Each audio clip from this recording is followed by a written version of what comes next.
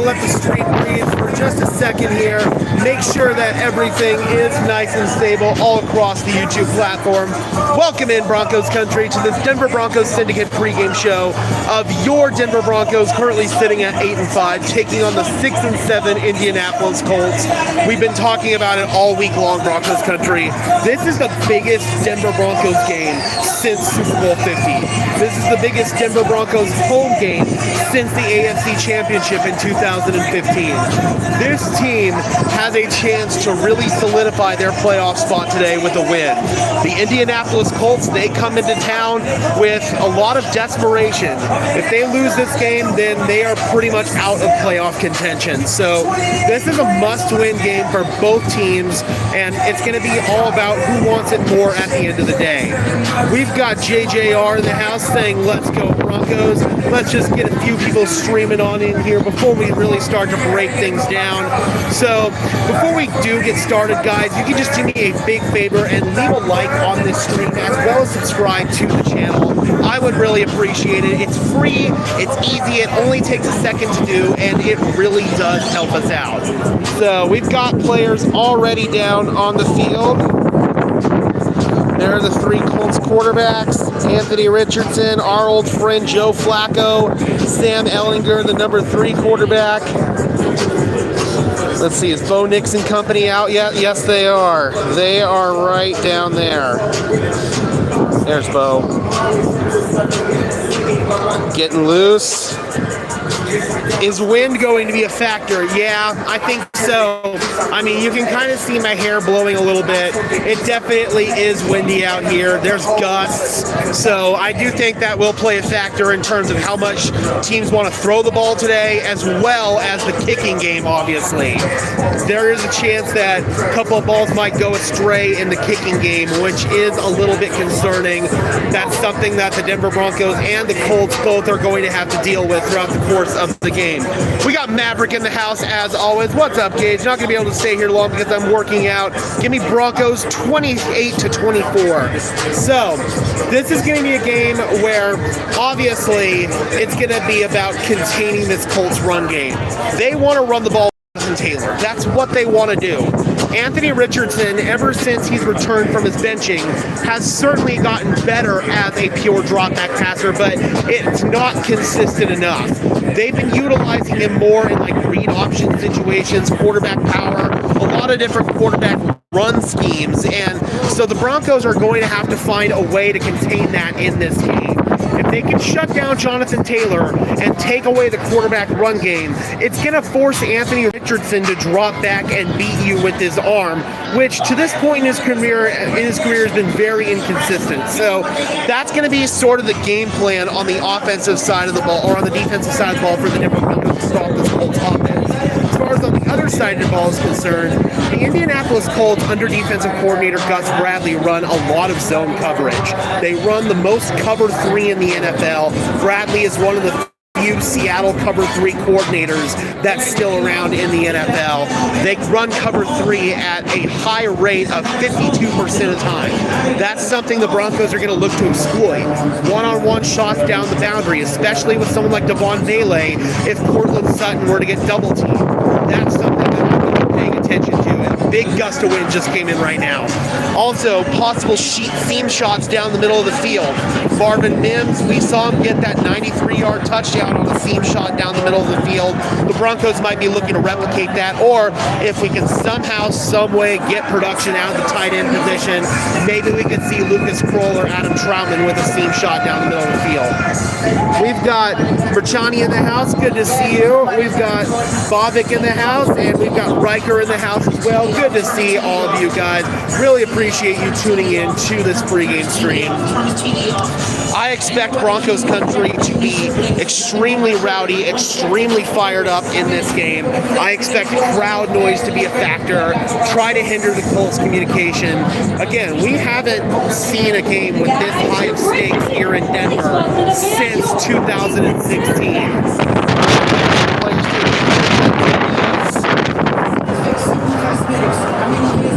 Let's get it. We got Devin in the house. Good to see you, Devin. Hope you are well. We got Quentin Caldwell in the house saying, let's get this win. We got Aharks in the house. Sorry, I always butchered that name. Broncos 28-20. You know, look at how this Colts team plays football, looking at some of the overall strengths and weaknesses on their roster, the Broncos should be able to take advantage of that. They should be able to take advantage of the heavy coverage with Bo Nix, another big gust of wind. They should also be able to run the ball. The Colts have the second worst run defense in the NFL. If the Broncos can't run the ball in this game, then I will have no hope for their run game for the remainder of the season. We saw Jaleel McLaughlin have a breakout game in that Cleveland game. He had a career high both in carries with 14 and yards with, I believe it was 84. So Jaleel McLaughlin might be in line for another big game because most of the Colts runs that they give up this season go to the outside. Jaleel McLaughlin is your outside runner. Levi Wallace, good to see you, DB, first of all, but Levi Wallace is inactive for this game. So the Broncos have decided they are done with the Levi Wallace experiment after last Monday night, where he just completely got torched by both Jerry Jeudy and Elijah Moore. So now we're going to see most likely Chris Abrams-Draine get the start. They'll also sprinkle in some Damari Mathis as well. Mathis is a guy who the Broncos really like as sort of a dime backer, especially now with Levi Wallace not playing in this game. So that does lead me to believe that rookie Chris Abrams-Draine will be getting his first start on the boundary for the Denver Broncos. So Broncos are going to have to hold up there. It's going to be a challenge because there really is no true number one receiving threat for this Colts offense. Michael Pittman Jr., I guess, is their de facto wide receiver one, but he's actually third in receiving yards for the Colts behind Josh Downs and I want to say Alec Pierce in there as well. So, yeah, man, it's going to be hard. Who do you defend if you're Pat Surtain? Who do they want to put Chris Abrams-Draine on? Who do they want to put Jaquan McMillan on? It's going to be a really tough challenge because the Colts really do like to mix up their personnel. Jaleel has amazing vision, says Tanner, hoping he gets a ton of touches today. I hope so too, because as you can tell, it's windy out here. You're going to have to be able to run the football. And the Colts, they already have a strong run game, not only with Jonathan Taylor, but also Anthony Richardson. The Broncos, Bo Nix, his legs haven't really been a factor these last few weeks, but that could change today. Again, just given the conditions that we're dealing with, it's just going to be a lot easier to run the football in this kind of game, and we talked about it already. The kicking game could be a bit of an issue here in this one. Possibly we could see some long field goals get missed by both kickers. They're going to have to be able to deal with the wind. That's going to be a tough challenge for both teams to deal with on special teams. Devin says, how much will the wind affect the passing attack? Well, I think I just kind of said it, you know. I think that the Broncos and the Colts are both going to want to run the football in this one. The wind shouldn't impact things like too much to where they can't throw the ball at all, but I don't think this is going to be a game where we see Bo Nix or Anthony Richardson throw it for more than like 25 times. I want to see more of Cad. Let the young guys get reps. Absolutely.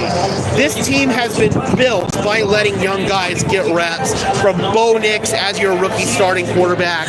Also, we've got Riley Moss in there, his second year, basically his rookie season after not really seeing much of the field this year. I mean, this entire team basically has been built off of young guys. So Chris Abrams-Draine, he's a guy the Broncos drafted with a lot of high upside out of the University of Missouri. They really like him. So hopefully Chris Abrams-Draine is going to be able to produce today. We got Robert in the house. Good to see you, man. Give you the good old salute right there. Tanner says, thank God, because it keeps him avoiding injury. We got to keep Bo healthy. Hopefully there are not too many quarterback runs. I do think there might be a few more than what we've seen early on, just because, again, because of the conditions. Early on in the season, we saw the quarterback run game be a factor while Bo Nix struggled to develop. And then as Bo got better as a drop-back passer, it kind of faded away. All right, we got the rest of the team taking the field. all the Colts are out right now. They're all stretching. It's interesting to see the different warm-up routines the two teams have. Sean Payton, he doesn't have his team out there stretching too long. The Colts, they've been stretching for like 15 minutes now, so it's kind of interesting to pay attention to the different warm-up routines out there. We got John Dobbs in the house. Good to see you, John. He says we need more Estime. I do think we will see some Estime in this game, just because I want to see 30 total carries plus for this Broncos team today. I want them to pound the rock. You can't just feed Jaleel in this situation, because he's a guy that can only really hold up for at max 17, 18 touches a game.